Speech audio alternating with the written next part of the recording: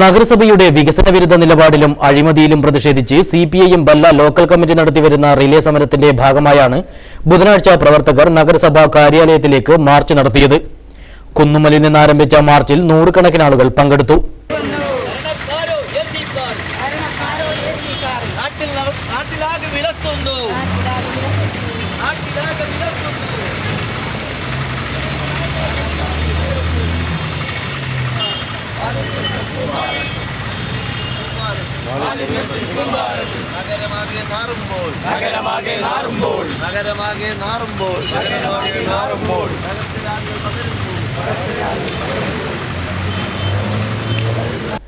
നഗരസഭയുടെ മുന്നിൽ നടന്ന പ്രതിഷേധ ധർണ CPIM Kanhangad area secretary M Poklan ഉദ്ഘാടനം ചെയ്തു.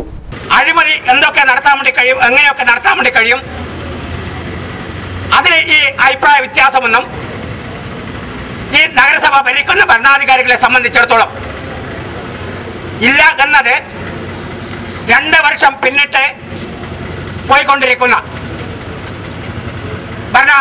നഗരസഭയിലെ ഭരണസമിതിയെ സംബന്ധിച്ചിടത്തോളം നമുക്ക് കാണാൻ വേണ്ടി കഴിയും. ഭരണം എന്നത് ജനങ്ങളുടെ പക്ഷത്ത് നിന്നുകൊണ്ടായിരിക്കണമല്ലോ.